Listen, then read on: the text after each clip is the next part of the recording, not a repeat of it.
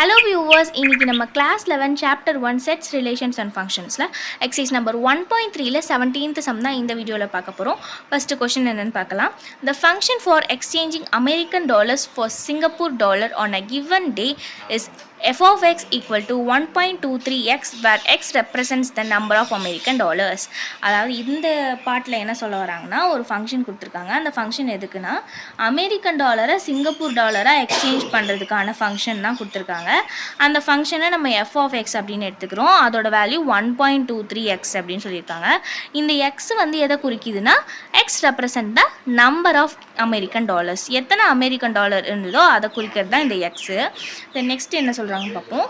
On the same day, the function for exchanging Singapore dollars to Indian rupee is g of y equal to 50.50y, where y is represents the number of Singapore dollars.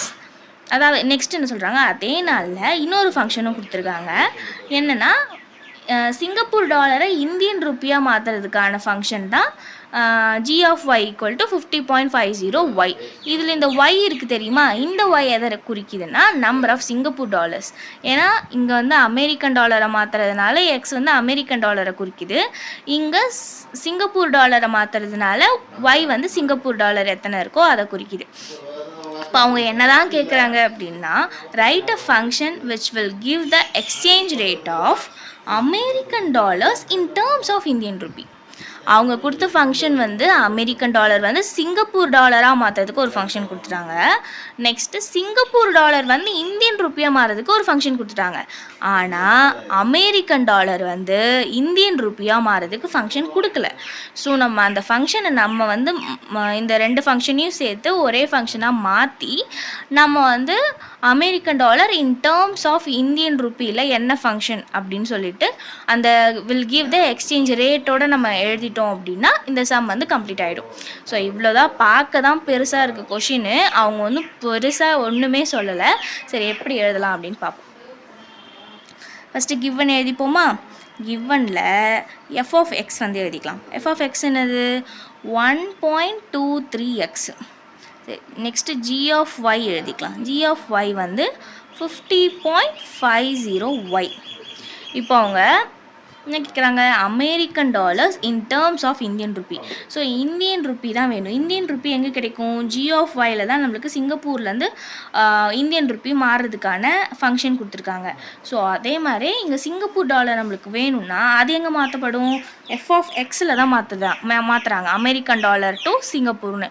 So அப்போது நம்மளுக்கு Indian rupee வேணுன்றதுனால G of எங்கேருந்து சிங்கப்பூர் எங்கே கிடைக்கும், American to Singapore dollar மாற்றுறது F.